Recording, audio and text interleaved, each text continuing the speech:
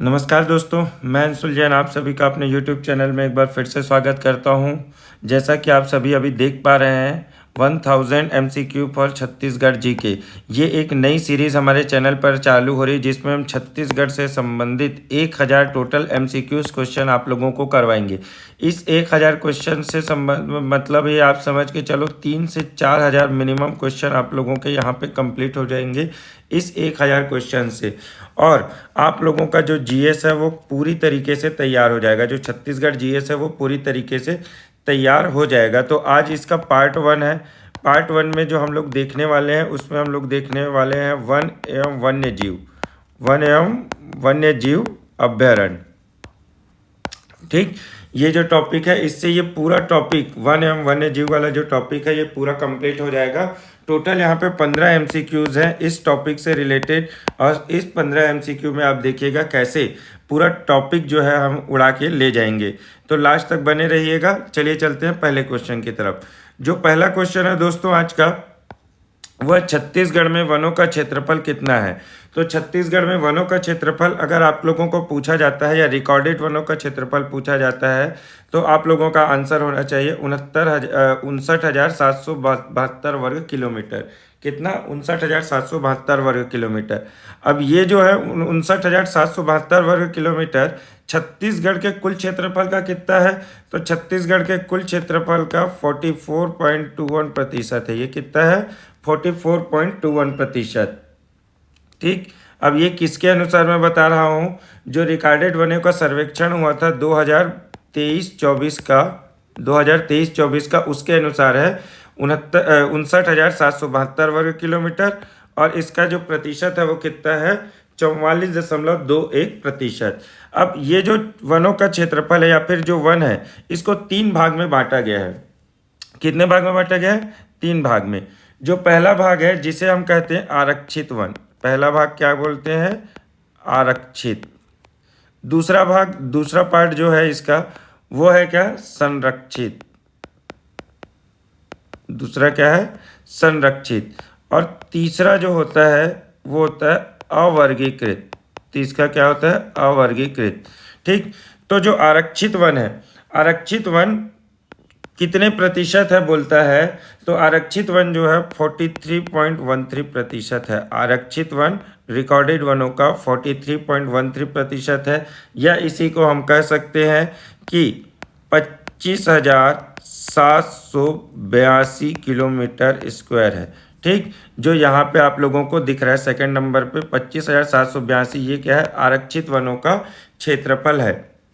संरक्षित वनों का क्षेत्रफल अगर आप लोगों को पूछ लेता है तो संरक्षित वनों का क्षेत्रफल है 24,036 वर्ग किलोमीटर। ठीक, यहाँ पे हर एक ऑप्शन जो है वो किसी क्वेश्चन का आंसर है, याद रखिएगा। यहाँ जो मैंने ऑप्शन सेलेक्ट किए हैं वो किसी दूसरे क्वेश्चन का आंसर है, इसलिए एक क्वेश्चन से यहाँ आप लोगों को 8 से 10 क्वेश्चन में आप लोगों को कवर करवाते जा रहा हूँ। ध्यान से सुनिएगा और नोट डाउन करते जाइएगा। अब इसके बाद जो अवर्गीकृत है, अवर्गीकृत वन है उसका क्षेत्रफल कितना है? तो उसका क्षेत्रफल है 9,954 वर्ग किलोमीटर। ठीक, इतना हो गया। अब संरक्षित जो है वो, संरक्षित वन जो है वो टोटल वनों का कितना है? टोटल वनों का कितना प्रतिशत है? तो टोटल वनों का 40.22% है।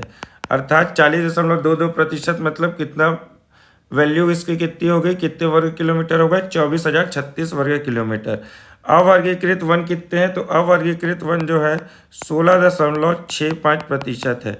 ये तीनों प्रतिशत आप लोगों को याद होने चाहिए, साथ में ये वाला भी याद होना चाहिए, क्योंकि यहाँ से आप लोगों के क्वेश्चन एग्जाम में बनते हैं। ठीक, इन तीनों को आप जोड़ लीजिए, इन तीनों को आप जोड़ लेंगे तो आपको वैल्यू क्या होगी? 59,772 ही निकल के आने वाली है। ठीक, हाँ, अब आगे देखते हैं कि आरक्षित वन सबसे ज़्यादा कहाँ है, किस जिले में सबसे ज़्यादा आरक्षित वन पाए जाते हैं? तो दंतेवाड़ा जिले में। कौन से? दंतेवाड़ा जिले में सबसे ज़्यादा आरक्षित वन पाए जाते हैं। और सबसे वन आरक्षित वन अगर का सबसे कम बोलेगा तो सबसे कम पाया जाता है कहाँ पे? कोरबा जिले में पाए जाते हैं। संरक्षित वन के बारे में अगर पूछा जाता है कि सबसे ज़्यादा कहाँ पाया जाता है तो संरक्षित वन जो है सबसे ज़्यादा सरगुजा जिले में पाया जाता है। और सबसे कम की अगर बात की जाती है तो सबसे कम जांजगीर जिले में की जाती है, पाया जाता है। सबसे कम कहाँ पाया जाता है? जांजगीर जिले में पाया जाता है।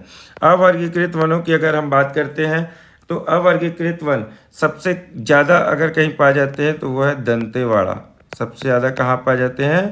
दंतेवाड़ा में। और सबसे कम अवर्गीकृत वन धमतरी जिले में पाए जाते हैं। ठीक, इतनी सारी चीज़ें कवर हो गई। तो यहाँ से अब देखिए कितने सारे क्वेश्चंस एक क्वेश्चन से आप लोगों के कवर हो रहे हैं। सिर्फ एक क्वेश्चन से मैं आप लोगों को इतनी सारी चीज़ें आप लोगों की कवर करा दी। सब चीज़ों को नोट डाउन कर लीजिए, आप लोगों के लिए बहुत ही बेनिफिशियल ये लेक्चर होने वाला है। ठीक, वीडियो अच्छा लग रहा होगा तो लाइक और शेयर जरूर कर दीजिएगा। ठीक, वीडियो अगर आप लोगों को अच्छा लगा तो लाइक शेयर करते जाइए।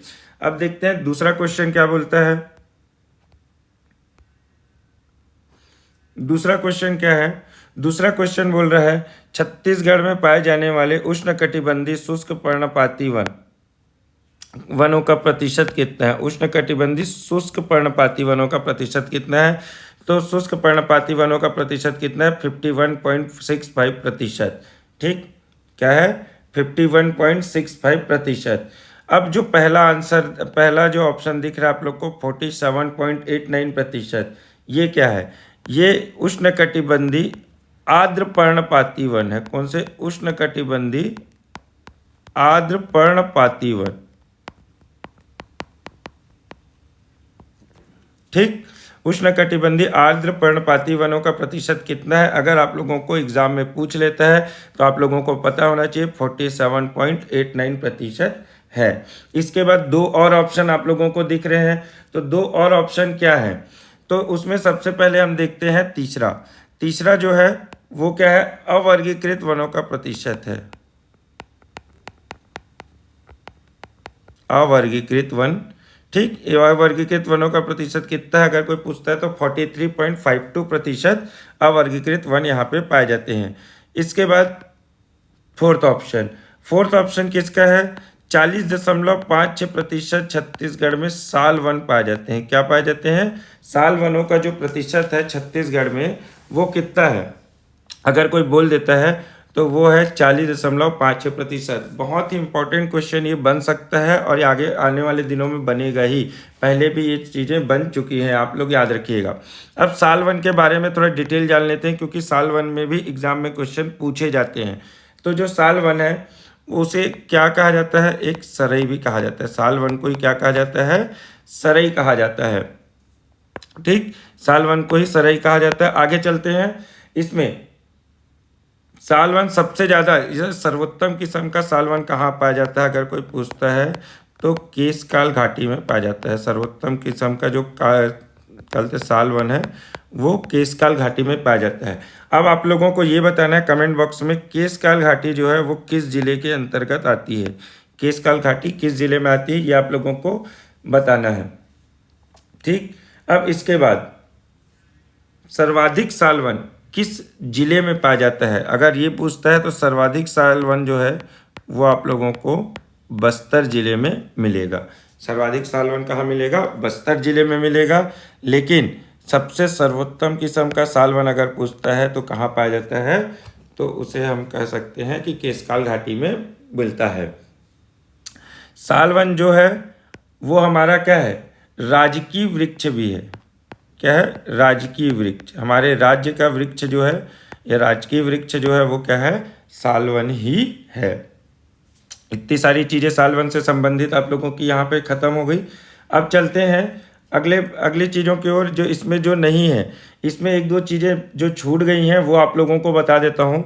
साल वन के बाद अपने पास एक और आता है जो बहुत इंपॉर्टेंट है, वो है सागौन वन। सागौन वनों का प्रतिशत कितना है हमारे राज्य में? तो 9.42 जो प्रतिशत है वो सागौन वनों का है। ठीक, कितना प्रतिशत है? 9.42 जो प्रतिशत है वो सागौन वनों का है। सागौन वन सर्वाधिक कहाँ पाए जाते हैं? तो सागौन वन जो सर्वाधिक पाए जाते हैं वो नारायणपुर जिले में पाए जाते हैं। कहाँ पाए जाते हैं? नारायणपुर जिले में पाए जाते हैं। सर्वोत्तम किस्म का सागौन कहाँ मिलता है? तो खुरसेल घाटी में मिलता है। कहाँ पर? खुरसेल घाटी में सर्वोत्तम किस्म का साल वन पाया जाता है। ठीक। अब खुरसेल घाटी किस जिले में है पूछता है, तो खुरसेल घाटी जो है वो नारायणपुर जिले में है। खुरसेल घाटी भी कहाँ है, नारायणपुर जिले में है। इतनी सारी चीज़ें आप लोगों की कवर हो गई। देखिए सागौन वन से भी रिलेटेड आप लोगों का पूरा चीज़ कवर हो गया। आप लोग अगर कोशिश करें कि साथ ही साथ चीज़ों को लिखते जाएं, अपने कॉपी में नोट डाउन करते जाएं, ठीक है। अब देखते हैं कार्य अयोग्य जो वन है, कार्य अयोग्य, इनका कितना प्रतिशत है, तो कार्य अयोग्य वनों का प्रतिशत है 6.50%। ठीक, 6.5% कार्य अयोग्य वन पाए जाते हैं। अब चलते हैं अगले क्वेश्चन की ओर।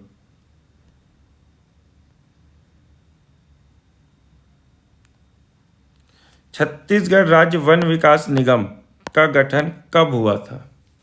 सब बहुत अच्छा क्वेश्चन है, एग्जाम में पूछा गया क्वेश्चन है, तो आप लोगों को ये पता होना चाहिए। छत्तीसगढ़ राज्य वन विकास निगम का गठन कब हुआ था, तो वन विकास निगम का जो गठन हुआ था वो मई 2001 में हुआ था। कब हुआ था, वन विकास निगम का जो गठन है मई 2001 में हुआ था। और इसका जो हेड क्वार्टर है, हेड क्वार्टर वो कहाँ है वन विकास निगम का, तो इसका हेड क्वार्टर है रायपुर के अंतर्गत, रायपुर में इसका हेड क्वार्टर पाया जाता है, फिर वहाँ बनाया गया है।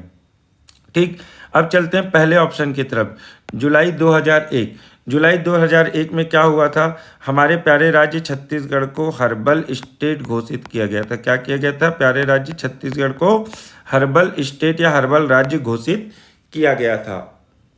ठीक, अब इसका दूसरा ऑप्शन दिख रहा है अप्रैल 2000। अप्रैल 2000 में क्या हुआ था, राज्य लघु वनोपज बोर्ड की स्थापना की गई थी। क्या, राज्य लघु वनोपज बोर्ड की स्थापना किस वर्ष की गई थी, तो अप्रैल 2000 में की गई थी। 2006 में क्या किया गया था, जैव विविधता बोर्ड की स्थापना की गई थी। किसकी स्थापना की गई थी, जैव विविधता बोर्ड, इसकी स्थापना की गई थी 2006 में। 2006 में किसकी स्थापना की गई थी, तो जैव विविधता बोर्ड की स्थापना की गई थी। अब एक दो और चीज़ें अपन देख लेते हैं यहाँ पे, क्योंकि ऐसा ना हो कि एग्ज़ाम में इनके अलावा कुछ और आ जाए और आपका छूट जाए। तो आप लोगों को मैं कुछ चीज़ें और बताना चाहूँगा। जुलाई 2004, जुलाई 2004 में क्या हुआ था, किसकी स्थापना हुई थी, तो जुलाई 2004 में जो स्थापना हुई थी वो हुई थी औषधि पादप बोर्ड। जुलाई 2004 में किसकी स्थापना हुई थी, अगर पूछता है तो आप लोगों को पता होना चाहिए, औषधि पादप बोर्ड की स्थापना जुलाई 2004 में हुई थी। अब आप लोगों के लिए एक क्वेश्चन छोड़ रहा हूं, जो आप लोग कमेंट बॉक्स में बताएंगे कि कैंपा, ये आप लोगों को दिख रहा है कैंपा, इसका फुल फॉर्म क्या है, कैंपा का फुल फॉर्म क्या है, ये आप लोगों को कमेंट बॉक्स में बताना है। ये भी इन्हीं सब चीज़ों से रिलेटेड है, इसीलिए आप लोगों को ये बताना है। आप लोग कहीं से भी ढूंढिए, पढ़िए, आप लोग इसका फुल फॉर्म मेरे को कमेंट बॉक्स में बताइएगा। चलते हैं अगले क्वेश्चन की तरफ। इंद्रावती राष्ट्रीय उद्यान की स्थापना कब हुई थी, इंद्रावती राष्ट्रीय उद्यान की स्थापना कब हुई थी, तो इंद्रावती राष्ट्रीय उद्यान की जो स्थापना हुई थी वो हुई थी 1978 में। कब हुई थी, 1978 में। अब 1978 में तो हो गई, लेकिन जो इसका किलोमीटर, इसका क्षेत्रफल कितना है, ये भी एग्जाम में क्वेश्चन पूछा गया है कि इंद्रावती या फिर जो गुरु घासीदास है वो मतलब राष्ट्रीय उद्यान, उनका क्षेत्रफल के बारे में क्वेश्चन आता है, तो ये आपको पता होना चाहिए। तो इसका क्षेत्रफल कितना है, 1258 किलोमीटर स्क्वायर या फिर वर्ग किलोमीटर। कितना है, 1258 वर्ग किलोमीटर इसका क्षेत्रफल है, कुल क्षेत्रफल। ठीक, और ये किस जिले में इसकी स्थापना की गई थी, तो इसकी स्थापना जो की गई थी वो बीजापुर जिले में की गई है। कहाँ पे, बीजापुर जिले में की गई है। अब सबसे इम्पोर्टेंट जो चीज़ है, इसके अंदर एक गेम सेंचुरी पाया जाता है जिसका नाम है कुटरू गेम सेंचुरी। क्या नाम है, कुटरू गेम सेंचुरी। ये छत्तीसगढ़ का पहला और इकलौता गेम सेंचुरी है। जो कुटरू गेम सेंचुरी वो क्या है, छत्तीसगढ़ का पहला और इकलौता गेम सेंचुरी ये है। इसके बाद इसमें सबसे महत्वपूर्ण 1983 में इसको प्रोजेक्ट टाइगर के लिए नामित किया गया था। किसके लिए? प्रोजेक्ट टाइगर के लिए। ठीक, प्रोजेक्ट टाइगर के लिए इसको नामित किया गया था और 2009 में जाके इसको टाइगर रिजर्व का दर्जा मिल गया। किसको? इंद्रावती राष्ट्रीय उद्यान को टाइगर रिजर्व का दर्जा कब मिला था? तो इसको दर्जा मिला था 2009 के अंतर्गत। ठीक, देखिए इंद्रावती राष्ट्रीय उद्यान से रिलेटेड लगभग जो चीज़ें हैं, जो सभी चीज़ें हो सकती हैं, जो क्वेश्चन में आ सकती, वो आप लोगों को यहाँ पे मैंने कवर कर दी है। अब बात करते हैं 1981 की। 1981 में क्या किसकी स्थापना हुई थी? तो 1981 में गुरु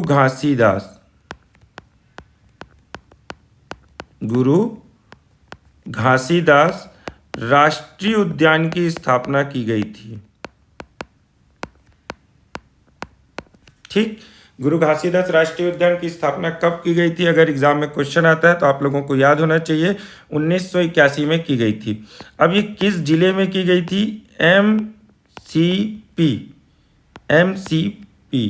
एमसीबी, मतलब मनेंद्रगढ़, चिरमिरी और भरतपुर। ये जो अभी नया राज्य बना है मनेंद्रगढ़, चिरमिरी, भरतपुर, इन तीनों को मिला के वो उस जिले के अंतर्गत आता है। साथ ही साथ इसका कुछ भाग जो है वो कोरिया जिले में भी है और इसका कुछ भाग सूरजपुर जिले में भी है। कहाँ है? सूरजपुर जिले में। तो अगर गुरु घासीदास राष्ट्रीय उद्यान से संबंधित क्वेश्चन आता है कि किस जिले में पाया जाता है, तो ये तीनों जिले के अंतर्गत ये पाया जाता है। ठीक, अब इसमें सबसे बड़ी खासियत क्या है इस राष्ट्रीय उद्यान की? सबसे बड़ा राष्ट्रीय उद्यान है। छत्तीसगढ़ का सबसे बड़ा राष्ट्रीय उद्यान कौन सा है अगर पूछता है तो गुरु घासीदास राष्ट्रीय उद्यान है। और इसका क्षेत्रफल कितना है? तो 1441 वर्ग किलोमीटर है। कितना है? 1441 वर्ग किलोमीटर इसका क्षेत्रफल है। अब ये जो पहले था गुरु घासीदास जो राष्ट्रीय उद्यान है, पहले जो मध्य प्रदेश जब था तो संजय गांधी राष्ट्रीय उद्यान का ही हिस्सा था। जब 2001 में छत्तीसगढ़ बना तो इसका बंटवारा हुआ और इसके जो संजय गांधी राष्ट्रीय उद्यान है, इसका आधा जो पार्ट है उसका क्या नाम दिया गया? गुरु घासीदास राष्ट्रीय उद्यान इसका नाम दिया गया। ठीक, अब इसके बाद बात करते हैं यहाँ पे। ठीक, अब इसके बाद बात करते हैं 1982 की। 1982, अब यहाँ पे अलग से अपन यहाँ पे इसके लिए कॉलम कर लेते हैं। 1982 में किसकी स्थापना की गई थी? 1982 में कांगेर घाटी राष्ट्रीय उद्यान। किसकी? कांगेर घाटी राष्ट्रीय उद्यान की स्थापना की गई थी। तो इसका क्षेत्रफल कितना है? 200 किलोमीटर स्क्वायर। छत्तीसगढ़ में कुल 3 ही तो राष्ट्रीय उद्यान है, ये आप सभी को पता है। इस 3 में आप लोगों को देख के क्या समझ आ रहा है? ये 1258 किलोमीटर स्क्वायर है, ये 1441 किलोमीटर स्क्वायर है, ये 200 किलोमीटर। मतलब सबसे छोटा राष्ट्रीय उद्यान कौन सा होगा? तो कांगेर घाटी राष्ट्रीय उद्यान ही सबसे छोटा राष्ट्रीय उद्यान होने वाला है। ये सब चीज़ें तो आप लोगों को देख के समझ आ गई होगी।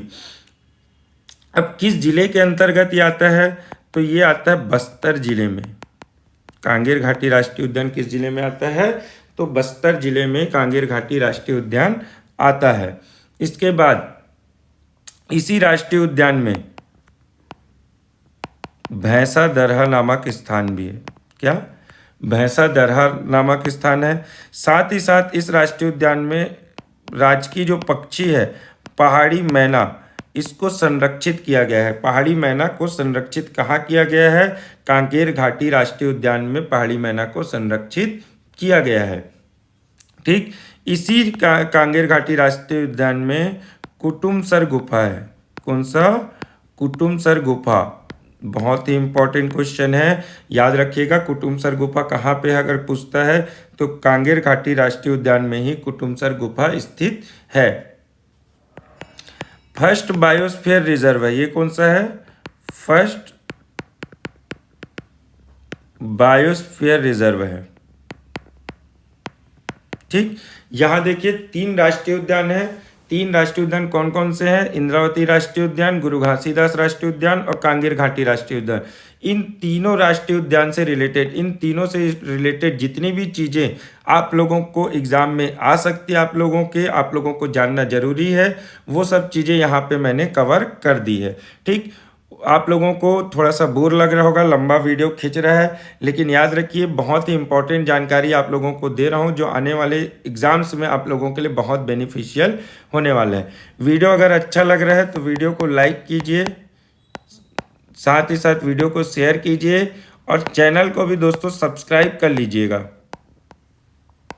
ठीक, चैनल को भी सब्सक्राइब कर लीजिएगा, जिससे आने वाले जो दिनों हैं, जो वीडियोस आएंगे, उनके जो नोटिफिकेशंस है वो आप लोगों तक पहुंचते रहेंगे। ठीक।